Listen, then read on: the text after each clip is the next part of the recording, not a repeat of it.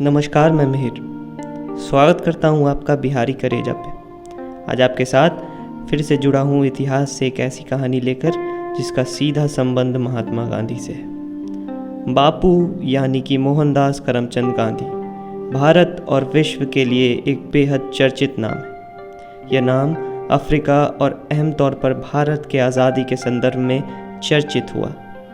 अहिंसा, सत्याग्रह, सत्यनिष्ठा और आज़ादी की लड़ाई ने एक काठियावाड़ी परिवार में जन्मे बच्चे को महात्मा बना दिया। किंतु महात्मा वो ऐसे ही नहीं बने थे। महात्मा बनने के पीछे उनकी गलतियों से सीखने की आदत, सच बोलना, बड़ों को सम्मान करना, दृढ़ निश्चय करना और अपने रास्ते खुद बनाते हुए उन पर चलने का साहस रखना जैसे कई आदतें शामिल। मोहनदास गांधी ने अपने जीवन में एक वकील, नर्स, संपादक और समाज सेवी के रूप में कार्य किया है। भारत के इतिहास में उनसे बड़ा कोई नेता आज तक पैदा नहीं हुआ, मगर उन्होंने कभी अपने नाम को राजनेता नहीं कहा। वो सदैव अपने आप को एक धार्मिक गुरु अथवा समाज सेवी के रूप में जनता के सामने पेश किया करते थे। आपको जानकर आश्चर्य होगा कि उनका नाम आज भी भारत के इतिहास में जन्मे शीर्ष पत्रकारों की सूची में शामिल है। उनकी लिखी हिंद स्वराज, जो उस समय अंग्रेज़ी हुकूमत द्वारा प्रतिबंधित कर दी गई थी, आज भी पत्रकारिता के छात्रों के लिए अमृत है। इस किताब में गांधी जनता के मन में उठने वाले सवालों के उत्तर खुद ही दे रहे हैं। वास्तव में यह किताब उनके और उनके मित्र प्राण जीवन मेहता के बीच की बातचीत को दर्शाता है। गांधी जी के गुणों की बात तो होती रहेगी, क्योंकि वो अनगिनत हैं। आज हम बात करेंगे गांधी जी की उस गलती के बारे में जिसका जिक्र उन्होंने खुद अपनी जीवनी सत्य के प्रयोग में लिखी है। बात है उस वक्त की जब गांधी जी की उम्र 16 की थी और उनकी शादी कस्तूरबा से हो चुकी थी। गांधी जी की शादी एक बाल विवाह की घटना थी। उन दिनों यह घटना काफ़ी आम थी। उस वक्त के लोगों के हिसाब से शादी की यही सही उम्र थी। बच्चों के मानसिक या शारीरिक विकास का इंतज़ार करना जैसी बातें बकवास थी। परिणाम, कस्तूरबा गर्भवती थी जब उनकी उम्र केवल 16 वर्ष के करीब थी।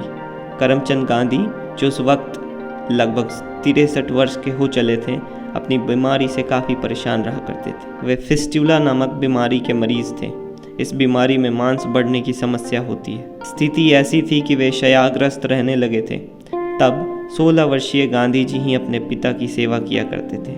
चाहे उनके शरीर को मालिश करना हो या उनके लिए दवा बनाना, सारा काम वो बेहद खुशी के साथ किया करते थे। वह रोज़ रात को अपने पिता के पैर दबाया करते थे और तभी रुकते थे जब उनके पिताजी उनसे जाकर सोने को कहा करते थे। गांधी जी स्कूल से आने के बाद अपना पूरा समय अपने पिताजी की सेवा में लगाया करते थे। एक दिन की बात है जब गांधी जी रोज़ की तरह अपने पिता के पैर दबा रहे थे, मगर उनके मन में जिस्मानी इच्छाएं आ रही थी। वे चाह रहे थे कि कब उनके पिताजी उन्हें रोक दें और अपने कमरे में जाने को कहें। वो थे तो अपने पिता के पास, मगर उनका मन और ध्यान कहीं और था। इसी बीच गांधी जी के चाचा अपने भाई से मिलने आए और उनके पास आकर बैठ गए। दोनों भाइयों में काफ़ी मेल था। परिणाम, वे दोनों बातचीत में लग गए। दोनों बातचीत में कुछ इस तरह व्यस्त हो गए कि करमचंद गांधी सोने को राजी न थे। यह सब देखकर गांधी जी ने अपने चाचा से आग्रह किया कि वे आज अपने बड़े भाई की थोड़ी सेवा कर दें और उन्होंने अपने पिता से अपने कमरे में जाने की अनुमति मांगी। गांधी जी अपने कमरे में गए और अपनी सोती पत्नी को जगाया ताकि वे अपनी इच्छाएं पूरी कर सकें। इन सब को करीब 6 से 7 मिनट ही हुए थे कि गांधी जी के कमरे के दरवाजे पर दस्तक हुई। पता चला उनके पिताजी का देहांत हो गया है।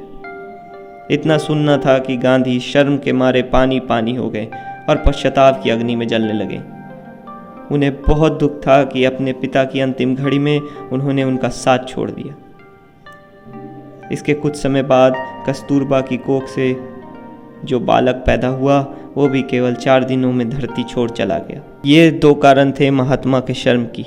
इन घटनाओं का वर्णन उन्होंने अपने आप को दोषी मानते हुए अपनी जीवनी में किया है। यह दोनों गलतियां हैं या कहें पाप हैं, मगर क्या आप यह नहीं मानेंगे कि इन गलतियों को उन्होंने खुद कबूला और तो और इनकी सज़ा उन्हें पहले ही मिल चुकी है। उन्होंने अपने पिता और बच्चे को खो दिया। क्या यह उन गलतियों के लिए पर्याप्त सज़ा नहीं होगी? अपना जवाब दें।